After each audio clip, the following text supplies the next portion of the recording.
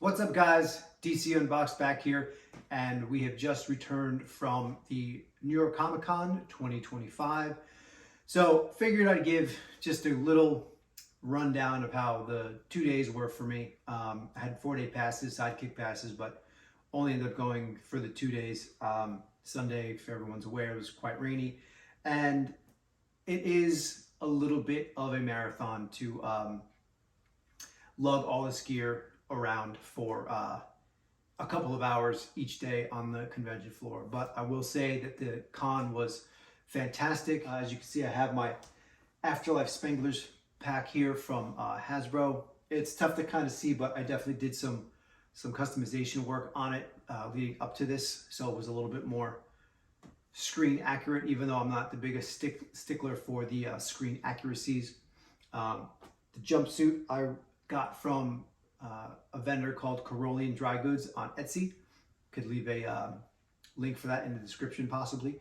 And everything came pretty quickly. I think it looks great. I think it looks better than the old suit I used to have. I don't have any pictures of it, but definitely a little bit of an improvement over the previous iteration. My girlfriend who came with me, her first time at Comic-Con, or even dressing up as anything in particular, we ended up getting her the smaller size, like 80% sized Spirit Halloween Proton Pack, and just one of the regular run-of-the-mill small female costumes for her. But I'll throw some pictures in there, and then you'll be able to see it worked out just fine. And I think she was surprised that as we were walking from the parking garage to the con, how many drivers, how many people just stopped you on the street and said, "Who are you gonna call? Ghostbusters." Like I said, New York loves their Ghostbusters. I love this town! Without further ado, let's see how the day went.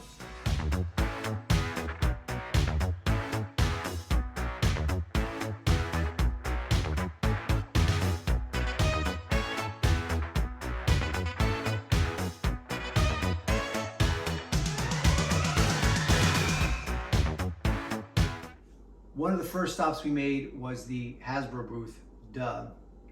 I got to meet one of the other Ghostbusters race stance from one of the Facebook boards I had joined, and met him, took a few pictures, got to look around the booth a little bit. As always, Hasbro's got tons of great stuff, Transformers, the superhero stuff. We saw the Daredevil mask, the Billy Clubs, a Spider-Man mask, which I don't know any details on that, and then the Wolverine and the Doctor Doom mask. I think most of those are up for pre-order, and the Doom mask I think was supposed to be available in August. I'm not sure if it is or not. Then obviously we got to see the Hasbro Pulse Ecto 1, which was absolutely beautiful, and then they had the 84 pack over there as well. Got to speak to the, I guess, the lead electronics engineer for that, and he did say there's some obvious differences, not just cosmetically from this, but also in some of the features. But unfortunately, he couldn't really tell me much because of the fact that he said it hasn't been formally announced yet. So the one thing that I can say that was good was that Matt from Creative Geekery, I watched his video on a con recap earlier today, and one of the designers of the packaging for the pack had said that even though they're not supplying the hardware and brackets to attach an Alice frame to this like I have and like they did for this pack, the bolt placement in the motherboard will still have the aforementioned bolts, and that you can just supply your own hardware and brackets, and you can then put an Alice pack on your own 84 pack when it's supposed to ship in spring.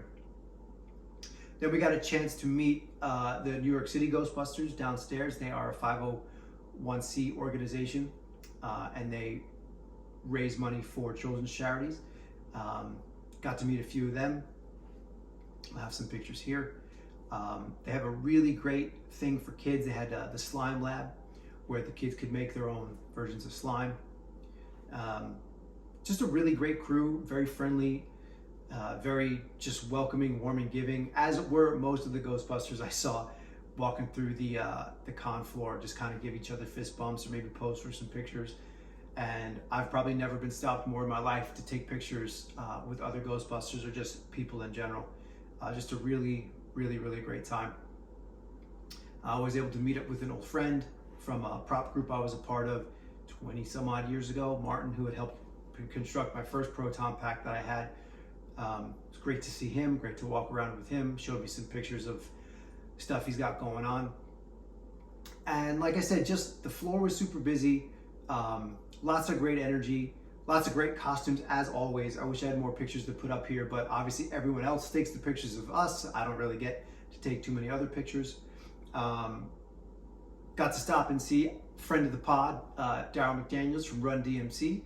Got some cookies from him, and always great to catch up and talk. And it was great to see his fans lining up to support him and what he's doing. I do know that Joe told me that one of you viewers out there had seen me, I'm gonna say it was probably downstairs at the New York City Ghostbusters, and saw me speaking with somebody. There was a female Ghostbuster there I was talking to about what they had going on, and I didn't want to interrupt.